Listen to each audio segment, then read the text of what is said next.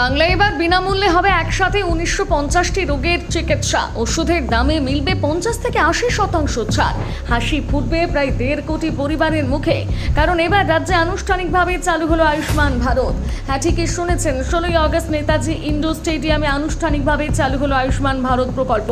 আয়োজিত অনুষ্ঠানে উপস্থিত ছিলেন মুখ্যমন্ত্রী শুভেন্দু অধিকারী, স্বাস্থ্যমন্ত্রী শারদ মুখোপাধ্যায় এবং কেন্দ্রীয় স্বাস্থ্য প্রতিমন্ত্রী অনুপ্রিয়া পটেল। সরকারের দাবি, রাজ্যে প্রায় ১,৪৩,০০,০০০ পরিবার আয়ুষ্মান ভারতের সুবিধার আওতায় আসবে। পাশাপাশি ৭০ বছর বা তার বেশি বয়সী প্রত্যেক রাজ্যবাসী এই প্রকল্পের সুবিধা পাবেন। এর পাশাপাশি চালু হচ্ছে মুখ্যমন্ত্রী স্বাস্থ্য বীমা যোজনা। এই প্রকল্পের আওতায় প্রায় ৮০ লক্ষ রাজ্যবাসী সুবিধা পাবেন।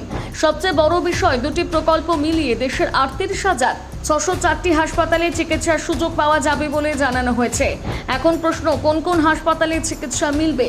আয়ুষ্মান ভারতের তথ্য অনুযায়ী রাজ্যে এই তালিকায় রয়েছে ৬২৮টি সরকারি চিকিৎসা প্রতিষ্ঠান, ১,৩৬৯টি বেসরকারি চিকিৎসা প্রতিষ্ঠান এবং ২৫৩টি NABH অনুমোদিত প্রতিষ্ঠান।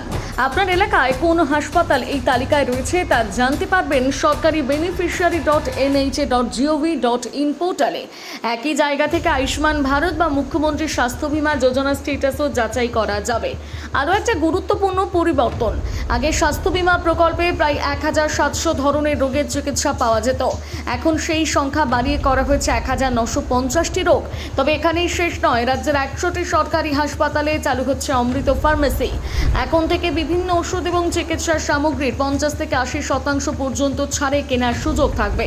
অর্থাৎ একদিকে চিকিৎসার পরিধি বাড়ানোর দাবি, অন্যদিকে কম দামে ওষুধ পাওয়ার ব্যবস্থা। এই দুই উদ্যোগকে সামনে রেখে রাজ্যের স্বাস্থ্য পরিষেবায় বড় পরিবর্তনের বার্তা দেওয়া হচ্ছে।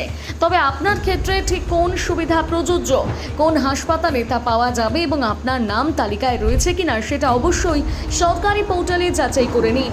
আপনিও যদি আয়ুষ্মান কার্ডের জন্য আবেদন করে থাকেন তাহলে এই ভিডিওটিকে লাইক করে দিন।